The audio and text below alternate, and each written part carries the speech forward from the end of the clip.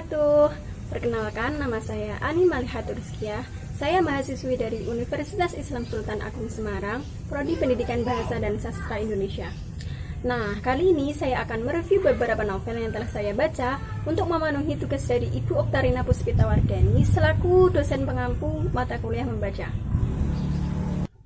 Novel yang pertama kali saya baca adalah novel yang berjudul Moza Ciko yang ditulis oleh Poppy Pertiwi dengan halaman judul 372 yang diterbitkan pada tahun 2018 dengan penerbit Loefable. Novel Moza Ciko berkisahkan tentang Ciko Gadangga, seorang siswa yang nakal, yang keras kepala dan serta dingin, yang paling membuat onar di kelasnya di SMA Rajawali, yang juga merupakan tempat bertemunya dengan seorang Moza Adisti, siswi culun dan penuh ceria. Cerita ini bermula saat Moza diganggu mantan pacarnya yaitu Jaka.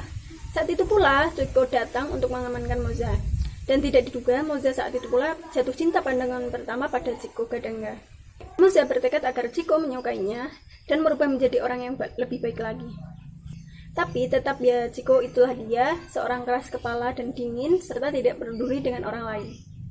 Suatu ketika, Moza menantang Ciko Gadangga menjadi pacarnya selama 1 bulan. Dan dengan sifat Ciko yang angkuh dan percaya diri akan perasaan tidak akan menyukai Moza, akhirnya Ciko menerima tantangan itu. Dan hari demi hari, Moza lalui dengan menyandang status sebagai pacar dari Ciko Gadangga. Namun tak sedikit pula Moza melaluinya dengan air mata, karena Ciko tak pernah membalas perasaannya yang sudah susah payah berusaha agar Ciko mencintainya. Namun malah Ciko mempunyai perasaan dengan Nancy, yang tak lain adalah adik tiri dari Moza yang sangat membenci Moza. Tak hanya Nancy sebagai saingannya, namun juga Medi, kakak kelasnya, yang juga menaruh hati pada Ciko. Saat Ciko ada di dekat Moza, Ciko malah semakin marah dan semakin membenci Moza. Tak jarang juga ia terkena kata-kata kasar sampai-sampai Ciko pun dijuluki oleh Ganang dan Ergo, temannya, yaitu sebagai pohon pisang yang mempunyai jantung tapi tidak mempunyai hati. Nah, waktu pun berlalu, Ciko mengenal Moza lebih dalam dan akhirnya ia memang suka pada Ciko. Tapi seperti biasa dengan sifat angkuh dan sombongnya, Ciko gengsi mengakuinya. Ciko yang egois akhirnya jatuh cinta pada Moza, tapi juga enggan melepas rasa cintanya pada Nancy karena Ciko sudah jatuh cinta pada Nancy sejak awal masuk SMA Rajawali, tepatnya pada saat MOS. Ciko pun benar-benar cinta pada Moza, namun suatu ketika terjadi kesalahpahaman antara keduanya, yaitu saat Nancy dengan sifat genitnya pada Ciko mencium Ciko. Di situ pun hati Moza hancur berkeping-keping dan merasa bahwa dirinya memang tak pantas untuk seorang Ciko Gadangga. Sejak kejadian tersebut, Moza menghilang, tiada kabar, juga sudah 3 hari lebih ia tak menampakkan batang hidungnya di sekolah. Dan dengan tiba-tiba Moza kembali ke sekolah SMA Rajawali, tapi tidak dengan penampilannya yang dulu. Moza yang sekarang adalah cewek yang cantik, modis, dan menjadi pusat perhatian seluruh siswa yang ada di SMA Rajawali. Bahkan Moza yang sekarang juga seperti tidak mengenal Ciko, dan Moza yang sekarang adalah pacar dari ketua geng kelas 12 yaitu Draco, yang juga musuh bebuyutan dari seorang Ciko Gadangga. Moza juga sering membuat olah seperti terlambat sekolah, tidak masuk sekolah saat jam pelajaran, dan yang paling parah adalah ketika saat ia ingin masuk ke geng cheerleaders yang salah satu syaratnya adalah bisa merokok. Setelah banyak ulah yang terjadi akibat Moza akhirnya lelah dengan dirinya yang sekarang. Dengan dirinya merubah menjadi orang lain, malah membuat dirinya semakin terpuruk. Akhirnya Moza memilih untuk pergi dari Jakarta untuk berlibur ke tempat asalnya dan sekaligus menenangkan pikirannya di Yogyakarta. Dan karena Ciko sudah benar-benar cinta kepada Moza, Ciko pun bergegas menyusul Moza di Yogyakarta.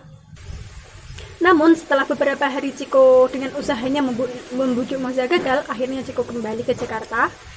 Hari pertama masuk sekolah setelah libur panjang, Ciko yang ada di kelasnya terkejut setelah salah seorang temannya memberitahu bahwa Moza kembali ke SMA Rajawali lagi.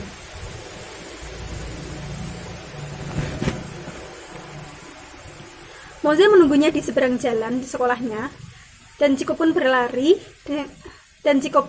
sangat cepat. Benar, Moza memang ada di seberang jalan.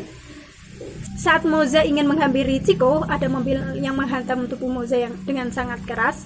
Moza pun tak sadarkan diri dan perasaan bersalah Ciko teramat besar terhadap Moza karena sudah banyak luka yang ia torehkan pada Moza. Beberapa hari berlalu, Moza pun sadarkan diri dari komanya. Moza pun kembali ke sekolah dengan status sebagai pacar dari Chiko Gadane yang selama ini ia idam-idamkan. Karakter mereka itu sangat kelihatan nyata karena kita sering menjumpainya di kehidupan sehari-hari. Jadi seolah-olah kita itu memang sedang melihat kejadian nyata. Namun di awal-awal bahasanya kurang dapat dimengerti. Namun alurnya ditulis dengan bagus, sistematis. Namun terkadang juga alur waktu dan tempatnya tidak sinkron dengan kejadian sebenarnya. Nah, novel kedua yang saya baca adalah novel yang berjudul Cinta Dalam Diam yang ditulis oleh Sineminka dengan penerbit Bintang Media dan dengan jumlah halaman 368. Novel Cinta Dalam Diam mengisahkan tentang seorang Zahra, siswi semester 4 yang biasanya tak memakai pakaian muslimah, tapi karena disuruh mamanya untuk berpakaian layaknya muslimah. Mamanya menyuruhnya begitu karena ingin anaknya menjadi muslimah yang sesungguhnya dan demi kebaikannya. Tujuan lain dari mamanya menyuruhnya begitu adalah hendak dijodohkan dengan anak dari sahabatnya yang bernama Tante Anissa, yaitu Ali. Ali adalah seorang dokter lulusan Malaysia yang sekarang juga merangkap menjadi dosen. Ali adalah seorang yang sangat mengerti agama dan tak ayal juga mamanya menjodohkan putri sematawayangnya dengan Ali. Cerita ini bermula ketika Zahra dan mamanya hendak menghadiri acara pengajian di rumah Tante Anissa. Mamanya mengajak Zahra menghadiri pengajian tersebut juga hendak mengenalkannya dengan Ali. Saat mereka siap-siap, mamanya menyuruhnya memakai gamis yang sudah ia siapkan. Tapi Zahra menolak karena mamanya memaksa dan mau tidak mau dia menuruti kemauan mamanya agar tidak menjadi anak yang durhaka. Setelah sampai di rumah sahabat mamanya, Zahra bertemu Nisha, anak dari Tante Anissa, yang tak lain juga kakak dari Ali, yang sekaligus menjadi temannya ketika ia diajak ke pengajian rumah Tante Anissa. Karena Zahra bosan, akhirnya ia pergi ke taman di sekitar sana dan tak sengaja ia membawa novel yang dipinjamnya dari Nisha. Dia pun membacanya sampai lupa waktu dan ia pun kaget setelah menerima telepon dari mamanya yang mesti mencarinya. Ia segera kembali, dia pun memilih pintu belakang dari rumah Tante Anissa sebagai jalan masuk.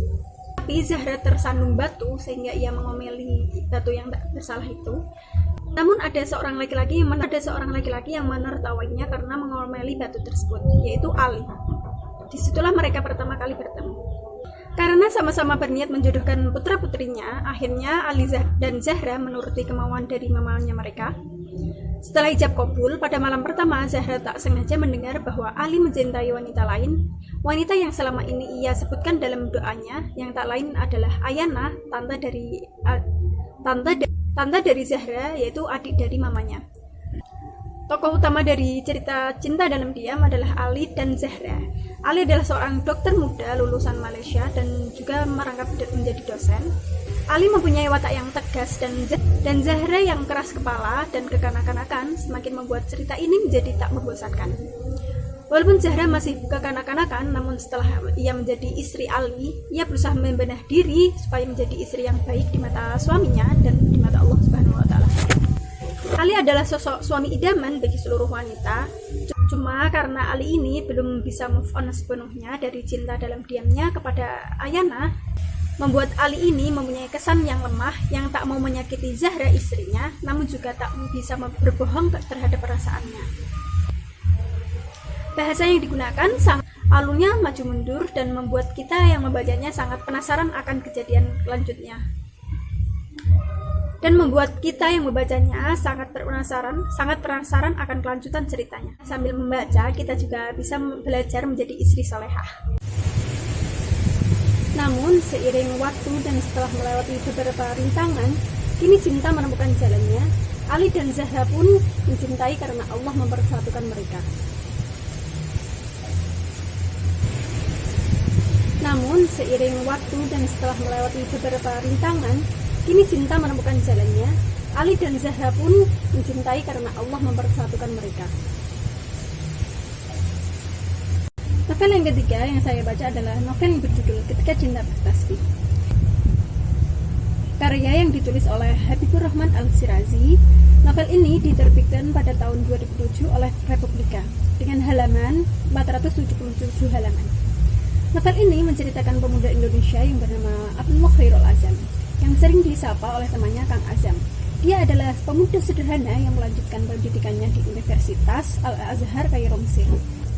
Azam sangat memegang prinsip-prinsip Islam dalam menjalani kehidupannya, yang setelah ayahnya meninggal, ia menjadi tulang punggung keluarganya, yaitu ibu dan ketiga adik perempuannya di tanah air Indonesia. Oleh karena itu, Azam mengesampingkan kuliahnya dan mengalihkannya dengan bekerja keras untuk menghidupi dirinya dan keluarganya di tanah air. Pemuda yang gigih itu berpikir tak akan pulang sampai adik-adiknya telah mencapai masa depan yang cerah. Yang dengan caranya, ia memproduksi tempe dan bakso di negeri para nabi Mesir itu. Dan oleh karena itu juga, Azam belum bisa lulus S1 selama 9 tahun lamanya ia menuntut ilmu. Ia lebih sering berkutat dengan tempe dan baksonya daripada memegang buku atau kitabnya. Selama 9 tahun juga ia didera rasa rindu yang sangat mendalam dengan keluarganya. Tapi dengan Azam menjadi pebisnis tempe dan bakso, ia sangat terkenal di kalangan mahasiswa dan juga duta-duta besar Indonesia yang berada di Mesir. Berkat kepiawaiannya dalam memasak, Azam seringkali diundang duta besar Mesir untuk mengisi sesi konsumsi jika diadakan acara besaran. Dari situlah ia mengenal sosok Eliana, anak gadis dari duta besar Indonesia di Mesir, yang secara fisik dan intelektual sangat sempurna. Namun Azam sadar perempuan itu bukan tipenya. Tipe yang selama ini ia jaga adalah gadis yang berjilbab dan solehah. Lalu Pak Ali, supir duta besar ayah Eliana tersebut, memberi saran untuk melamar Anna Al-Tafurisa, anak dari kiainya itu, yang tak kalah mempesonanya dari Eliana. Anna yang sejak dari kecil telah menorehkan prestasinya, yang juga mempesona secara fisik dan ketawauduannya. Hatinya langsung menaruh harap Al-Tafurisa adalah jodoh yang telah disiapkan Allah kepadanya. Ia diberi saran Pak Ali untuk melamar Anissa lewat pamannya yang ada di Mesir, yaitu Ustadz Mujad. Dengan perasaan senang, Azam pergi ke rumah Ustadz Mujad dengan maksud melamar Anna. Tapi Ustadz Mujad memberi isyarat bahwa Anna telah dilamar temannya sendiri, yaitu Furqan. Ustadz Mujad juga menambahi bahwa Anna adalah perempuan yang sangat berprestasi yang sekarang pun sedang mengambil S2-nya. Azam paham betul apa yang dikatakan Ustadz Mujad itu. Kalau dibanding Furqan, ia sangat jauh kalah telak. Hatinya dirunduh pilu, Azam pun pamit undur diri. Setelah tahu Anna dilamar temannya, ia pun tersadar bahwa ini memang yang terbaik. Azam masih punya tanggung jawab yang besar atas ibunya dan ketiga adiknya. Setelah adiknya lulus kuliah S1, dia diberi semangat oleh adiknya bahwa adiknya itu sudah lulus dan bisa menghidupi dirinya sendiri di Indonesia. Adiknya itu menyuruh Azam agar berkonsentrasi saja dalam belajarnya, untuk sementara waktu tak usah mempedulikan mereka dulu dan fokus menyelesaikan S1-nya. Azam gembira dan bersemangat belajar lagi. Hingga akhirnya ia lulus S1 dengan gelar C, Jitan atau sempurna. Setelah meramukan S1-nya, Azam tak sabar lagi untuk melepas rindu kepada ibu dan adiknya. Dan beberapa hari kemudian ia memantapkan untuk pulang ke Indonesia, tanah air tercinta. Menurut saya, kelebihan dari novel ini adalah ketika menceritakan dengan detail sudut-sudut kota Kairo, seakan-akan kita juga merasakan di sana. Intrik yang Islami membuat saya dan mungkin semua orang mengecas iman kepada Allah Subhanahu wa taala. Kekurangan dari alur maju mundur menurut saya adalah ketika hendak menceritakan sebuah konflik, terus disisipi banyak cerita sehingga saya banyak lupa tadi konfliknya tentang apa. Banyak pelajaran yang bisa diambil dari kisah-kisah tersebut dalam cara pengambilan tindakan saat di suatu genting dalam novel tersebut. Namun sayangnya novel itu bersambung ke novel berikutnya, jadi saya berhasil dibuatnya penasaran akan kelanjutan ceritanya. Nah, novel keempat yang akan saya review adalah novel yang berjudul Kes dan An Part 2. Kes dan An ditulis oleh Rintik Seduh atau Nadifa Aliasana. Novel ini diterbitkan pada tahun 2017 yang tebalnya 260 halaman dengan para lebih yaitu Gagas Media. Novel ini menceritakan tentang kisah cinta sepasang kekasih yang bernama Keana Manda dan Geza Jayadi.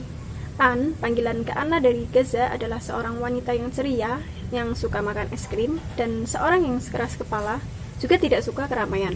Sedangkan Kes, sebutan dari An untuk Geza, merupakan seorang yang penuh kejutan, sehingga An menyebutnya Dewa Kejutan.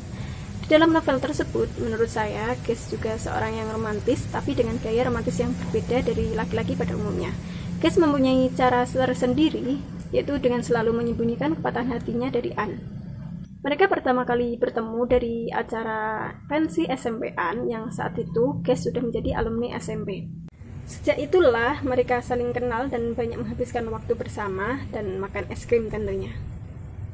Hingga waktunya Kes lulus SMA dan dinyatakan lulus di salah satu universitas di Berlin, akhirnya pun Kes meninggalkan An yang telah mencintainya ke Berlin. Kes hanya memberi isyarat bahwa ia akan pulang tanpa memberi kabar sedikit pun. An pun kecewa dan berlarut-larut dalam kesedihan. Setelah bertahun-tahun menjalani hubungan dengan Bayu dengan membohongi hatinya, An pun memberitahu Bayu jika dia tidak benar-benar bisa melupakan Kes. Bayu mengerti akan perasaan An yang selalu pada Kes, jadi Bayu merelakan An untuk Kes. Dan An pun memutuskan untuk menyusul Kes di Berlin. Perginya An ke Berlin ini terbilang nekat karena ia tak mencari tahu dulu di mana tempat tinggal Kes. Ditambah kesehatan An yang berada di titik rendah karena An terserang penyakit ginjal yang sudah kronis. An ke Berlin untuk mengetahui jawaban yang selama bertahun-tahun membuat An bimbang serta kecewa. Setelah berada di bandara Berlin, Kes mempunyai ikatan batin jika An, si peri kecilnya, akan menemuinya.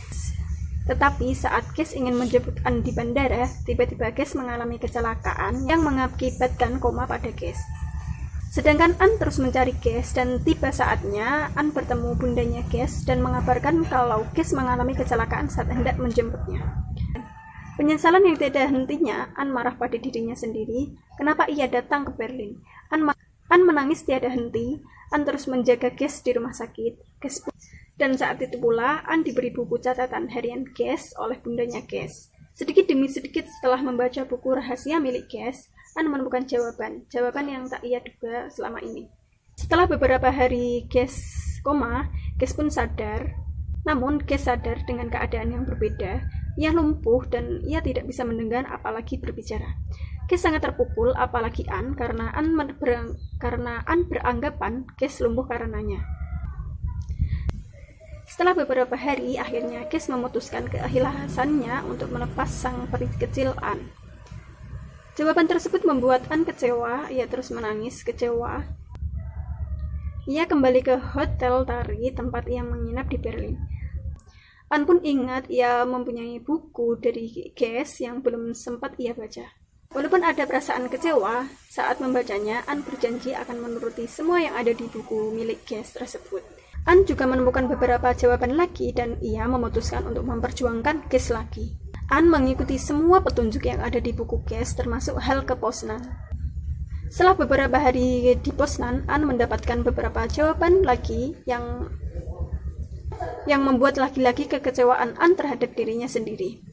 Dan akhirnya An kembali ke Berlin untuk bertemu Kes. Namun Kes benar-benar sudah mengikhlaskan An untuk dimiliki orang lain. An kali ini benar-benar kecewa dan memutuskan untuk kembali ke Yogyakarta. Setelah 6 bulan lamanya An sembuh dari penyakitnya, An juga sudah merelakan Kes dan hidup sebagai Kak Ana Amanda yang biasa. Dan Kak Ana juga melanjutkan koas kedokterannya. Namun tiba-tiba Kes datang ke kehidupan Kak Ana lagi, tapi kali ini berbeda. Kes sudah sembuh total, sudah normal dan sudah bisa berjalan, bahkan berbicara, bahkan juga mendengar. Awalnya Kak Ana tidak mau bertemu Kes lagi yang akan menimbulkan rasa luka di hatinya. Tapi entah kenapa sampai saat ini rasa cinta An terhadap Kes tidak benar-benar hilang. Kes menceritakan semua kebenarannya untuk apa ia mematahkan hati peri kecilnya itu. An luluh karena cinta An ke Kes lebih besar daripada rasa kecewanya. Akhirnya An dan Kes menjadi sepasang kekasih lagi. Kelebihan dari novel Kes dan An part 2 ini yaitu tidak gampang ditebak alurnya. Jadi seakan-akan kita dibawa penasaran terus terhadapnya. Bahasanya juga ringan dan mudah dipahami. Covernya juga bagus. Dan gaya penulisannya tidak membosankan. Selanjutnya, novel kelima yang akan saya review adalah novel yang berjudul Laskar Pelangi.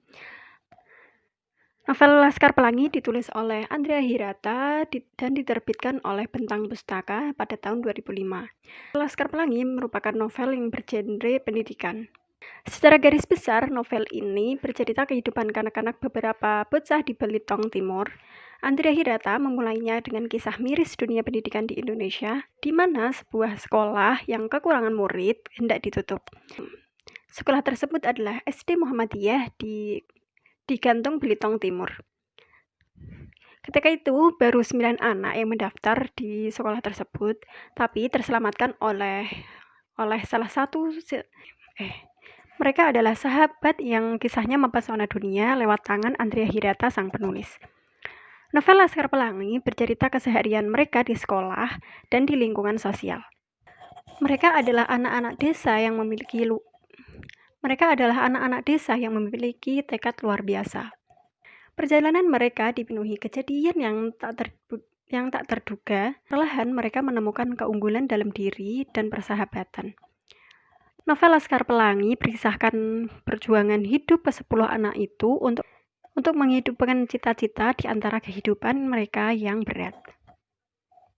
Kisah khas anak-anak yang memandang dunia dengan ambisi yang sederhana. Membaca Laskar Pelangi memberikan pengalaman sastra yang luar biasa. Bahasanya sederhana namun dikemas dengan unsur Melayu. Novel ini berwajah sastra, bercerita rasa motivator jiwa, dan dibumbui oleh kisah anak-anak yang tulus. Novel ini juga memberikan amanat yang luar biasa yang bisa diambil untuk pelajaran hidup yang penting. Salah satunya kita harus benar-benar menghargai hidup, menghargai semua pemberian Tuhan, tidak pantang menyerah dan tidak ada yang tidak mungkin asalkan kita mau berusaha. Namun kelemahan dari novel ini yaitu penggunaan nama-nama ilmiah dalam cerita-ceritanya oleh salah satu calon murid sekolah tersebut. Namun lelaki tersebut ternyata memiliki niat lain. Ia kabur dengan membawa seluruh modal nikah yang sudah dikeluarkan oleh Meros. Karena murid yang mendaftar genap 10, hal ini membuat pembaca kurang paham dalam memahami alur ceritanya. Dan imajinasi pembaca juga bisa terhambat jika mereka tak memahami istilah-istilah tersebut. Tapi yang saya suka dari novel ini adalah menceritakan tentang persahabatan dan setia kawanan yang erat dan mencakup pentingnya pendidikan yang begitu mendalam serta kisahnya yang haru. Novel ke-6 yang akan saya review adalah novel yang berjudul Surga yang Tak Dirindukan yang ditulis oleh Asma Nadia. Novel Surga yang Tak Dirindukan diterbitkan oleh Asma Nadia Publishing House pada tahun 2014 dengan tebal halaman 308 halaman. Novel ini bercerita tentang kehidupan dua perempuan yang memiliki latar belakang yang berbeda. Mereka berdua juga mempunyai kisah hidup dan perjuangan yang berbeda. Perempuan pertama adalah seorang wanita bernama Arining. Ia cerdas, solehah, dan merupakan penulis handal karena tidak ada lagi lelaki lain yang dekat dengannya. Namun lelaki tersebut meninggalkan Meros setelah mengetahui kehamilan Meros. Untuk menutupi aibnya, Meros mengadakan obral bagi lelaki manapun yang mau menikahi dirinya. Akhirnya ada lelaki yang mendekati dan berjanji untuk menikahinya. Perempuan berjilbab itu adalah ibu dari 3 orang anak yang teramat lembut hatinya, yaitu istri dari seorang pria tampan, gagah, mapan, soleh bernama Pras. Sedangkan perempuan yang kedua adalah seorang wanita keturunan Cina, ia merupakan non-muslim yang culun dan tidak pandai bergaul bernama Mayros. Mayros sudah tak memiliki siapa-siapa lagi, yang ia miliki hanyalah seorang tante yang galak yang menganggapnya sebagai pembantu saja. Selama ini Mayros tinggal di rumah tantenya itu. Karena Mayros kurang pandai bergaul, saat ada satu laki-laki yang mengajaknya PDKT, ia menerimanya dengan senang hati. Namun lelaki tersebut memiliki niat lain. Lelaki tersebut memperkosa Mayros hingga ia hamil. Dan lelaki tersebut tidak mau bertanggung jawab. Mayros pun muak dengan keadaan yang senggarang. Mayros bertemu dengan seorang lelaki yang cukup aneh. Ia menjadi dekat dengan lelaki tersebut. Setelah semua sudah terencana dengan baik hingga hari pernikahan, namun pada saat yang sama Akbar, anak dari Mayros, sakit. Pras akhirnya membawa Akbar ke rumah sakit tanpa memperdulikan perasaan Arini. Dengan perasaan kecewa dan hati yang sangat hancur, Arini pergi dari rumah tersebut. Di tengah kekecewaan yang sangat mendalam dan masih menggunakan gaun pengantin, Mayros mengendarai mobil dengan kecepatan tinggi dan berniat untuk bunuh diri. Ia menabrakkan mobilnya hingga tak sadarkan diri. Disinilah kejadian pahit bagi Arini dimulai. Pras yang saat itu dalam perjalanan menemukan mobil yang dikendarai Mayros dalam keadaan yang cukup parah. Pras membawanya ke rumah sakit. Mayros tengah hamil. Anaknya harus segera dilahirkan oleh tim dokter dalam keadaan prematur. Pras kini harus menjadi ayah sementara bagi anak itu. Singkat cerita, dengan sifat Pras yang lembut dan naluri kemanusiaannya membuat ia merasa bertanggung jawab pada anak itu dan pada Mayros. Pras yang selalu perhatian membuat Mayros jatuh hati dan ingin merebut hatinya meskipun menjadi istri kedua. Bagaimanapun caranya, Praslah lelaki yang harus bisa menyelamatkannya, tapi selalu saja kalah dengan nama Arini yang selalu disebut-sebutnya. Akhirnya ia punya cara yang ia yakini sangat ampuh untuk memikat hati Pras. Ia menyatakan ingin masuk Islam. Pras pun terenyuh. Setelah itu mereka menikah, tapi tidak diketahui oleh Arini. Setelah Arini curiga suaminya jarang di rumah, akhirnya Arini mengetahui pernikahan siri tersebut. Ia mendatangi rumah Mayros hendak memohon kepada istri siri dari suaminya itu untuk meninggalkan suaminya.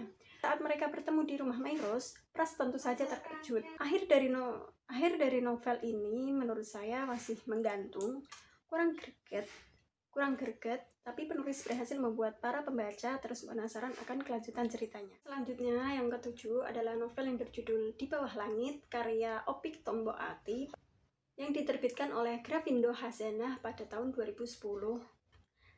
Novel ini menceritakan tentang cinta dan ketaatan kepada orang tua yang terkadang tidak bisa terpadu.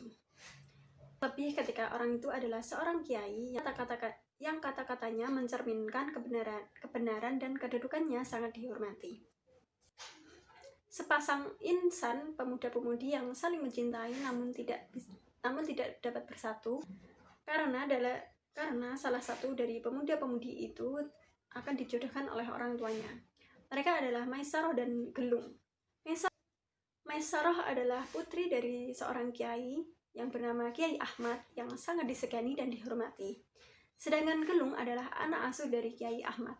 Namun ketika sepasang pemuda-pemudi yang saling cinta itu belum dapat mengungkapkan perasaannya satu sama lain, akhirnya Kiai Ahmad yang tak lain ayahnya menjodohkan putri sematawayangnya dengan pemuda lain yang bernama Jailani.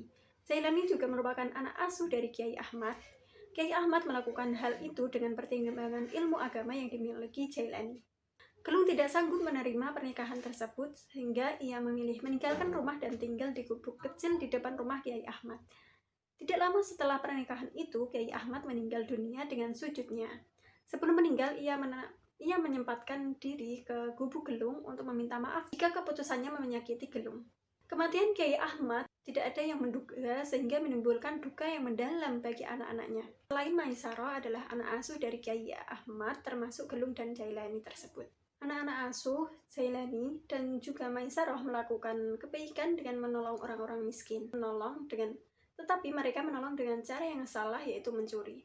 Perbuatan anak-anak asuh tersebut membuat Jailani terpukul dan jatuh sakit. Karena menahan beban pikirannya berat, akhirnya Jailani meninggal.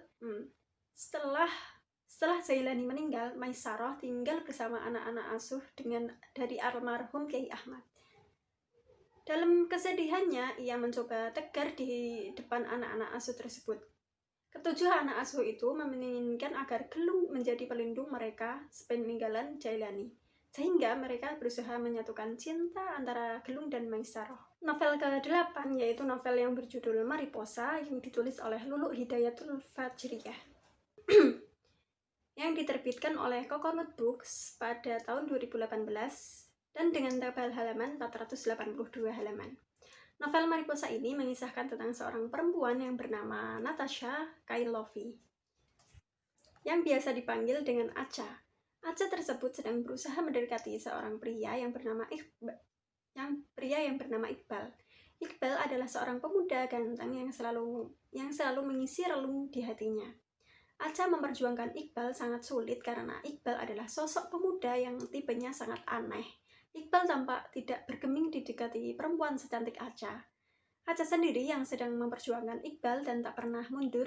Ia terus mencoba memperjuangkan cintanya demi mendapatkan Iqbal dan cintanya. Hingga sampai Acha pun didekati oleh seorang pria yang bernama Juna.